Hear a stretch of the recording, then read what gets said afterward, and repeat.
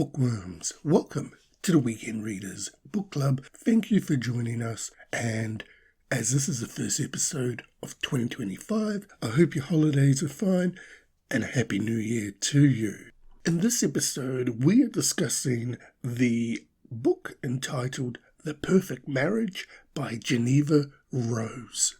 So, January here where I live is summer, and summer holidays, that means that the kids are off school. I managed to get to my library late 2024 to pick up 3 or 4 books that I'm planning to read over summer here. And this is the first book that has been on my watch list for some time that I haven't got around to either picking up at a book fair or actually going out actively trying to look for it. So I thought, you know what? There's a few books that I had at the library that I wanted to get and read, so that's what we're doing this summer. So in January, the first 3 books are going to be library books that I picked up, and we start this year off with The Perfect Marriage by Jeneva Rose.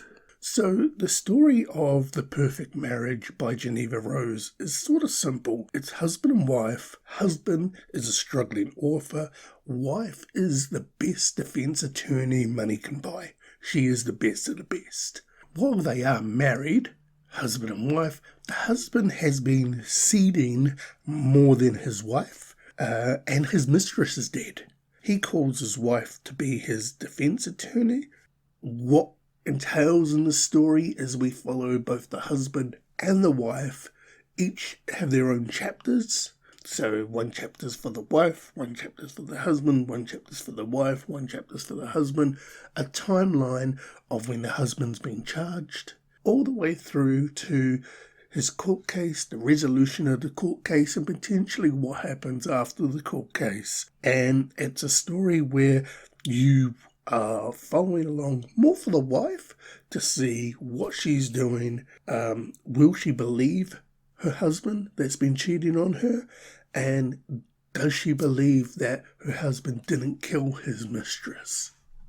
What I'm hoping I get in this book is just a twisted tale of torment from the wife's perspective, because she is defending her husband who's charged with murder, but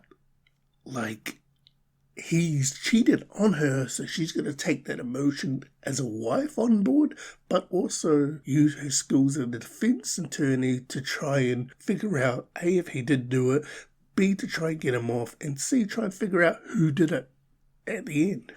So I have read The Perfect Marriage by Jeneva Rose, and these are my thoughts on the book. I'm going to start off and go, okay, from chapter 1 to 6, it sets the scene. You got a lot of world building in relation to their relationship between husband and wife. And at chapter 6, we get into the nitty gritty of it, which I found really good. Chapter 7 though, chapter 7 shows you what type of person the husband is, because in addition to calling his wife to say that, hey, he's been doing a little bit of extra activities outside the marriage and now he's being charged with murder, the dude also calls his mummy. Yes, he is a mummy's boy, and there is a lot of mummy's boy references in this story. It's crazy. From chapter 7 to 44, it's great. There's a lot of twists and turns. And in chapter 44, it comes to a pinnacle where bam, bam, bam, bam, bam. The chapter is fully loaded with information. And after chapter 44, you're left going, I thought I knew the story, and you've just dumped a whole heap of information on me. And what I thought I didn't know, I may not know. A lot of twists and turns. It was a great read, and to get from, say, chapter 0 or even chapter 6 when the murder takes place to chapter 44, it's a great template in relation to just the story writing is amazing. Like where, as I said, you think one thing, but then other stuff comes out and you're like, oh, I didn't think about that. I didn't think about that. I didn't see that coming. From chapter 45 to the end of the story, it's a ride. I saw part of the ending coming, and in the back of my mind, I was like, okay, I think this is where we're going with the ending. Now, I was partly right, because even up to the final paragraph of the story, you're like, oh, hold up, wait a minute, just one moment. And then you're taking everything on. And when the story ends, I found myself sitting there just trying to digest what actually happened, especially in the last few chapters, because you're like, okay, I thought some of this was going to happen, but in addition to this, a hell of a lot more happens, and you're like, oh, damn. But in a very good way. What I liked about the story is the characters, the two main characters, husband and wife. The wife, Sarah, the husband, Adam. Those two stories and the fact that they keep each chapter individual is great, because you see the torment and the stress and the anguish that Sarah goes through, and then you also see the similar side of Adam, where he's saying he hasn't done it, but everybody seems to be against him and not listening to him because they think that he did do it. So it's a good balance of good and bad. The supporting cast in this book was great. And yeah, the whole story and the plot was actually really good, where it kept me entertained, and I found myself wanting to read another chapter. You know, when you get a book and you're like, I'm just going to put it down. I've read a bit. Yeah, I'd put it down, and then I found myself just picking it back up just to read one more chapter, and I put it down again, then I'm back again reading one more chapter. So it held my interest. It was very, very entertaining. What I disliked about this book? Not a lot. The whole mummy's boy perception of the story took me out of the picture a little bit. Like, I'm like, really, you're calling your mum your grown-ass adult? But I get it. There are people in this world like that, where even as a grown-ass adult, they are their mummy's boys. So that overall, like, I didn't dislike it. It was just a bit weird to me, but the whole story itself is weird, and I get why Jeneva Rose put that in, because it actually adds to the story, because not only have you got the balance of husband and wife, did the husband do it, you've also got the balance of mother and son, and then mother and daughter-in-law. So, with that being said, with the book being read, the question is, will The Perfect Marriage by Jeneva Rose be going onto my bookshelf? I.e., will I be going out to buy it and put it on my bookshelf? The answer is no, not at the moment. The reason I say not at the moment is, well, first off, I'm very glad that I read the book, and if somebody was to come to me and go, should I read The Perfect Marriage by Jeneva Rose?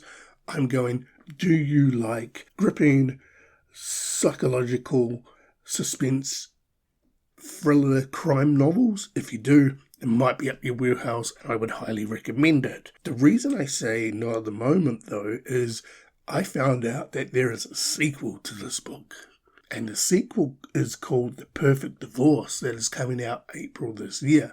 So I'm like, oh, okay, I enjoyed this book. I want to see what the sequel's like, and if the sequel's as good as this book, then I may just go out and purchase both of them together, so I've got the two duology as a set. So at the moment, no, it's not on my bookshelf, but I highly recommend this book.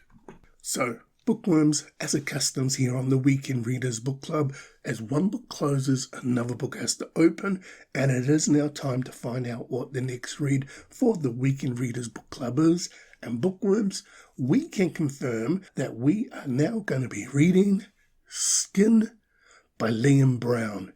Now, we did read a Liam Brown book late last year, and I found out that he had another book which is somewhat an end-of-the-world apocalypse book called Skin. This is what I'm going to be reading.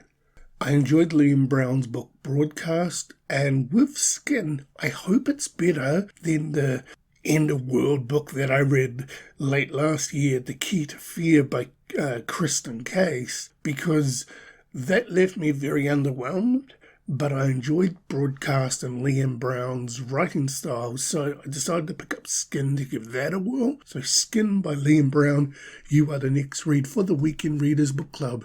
So Bookworms, that was my review and discussion of my first book I have completed and read for 2025. That is A Perfect Marriage by Jeneva Rose.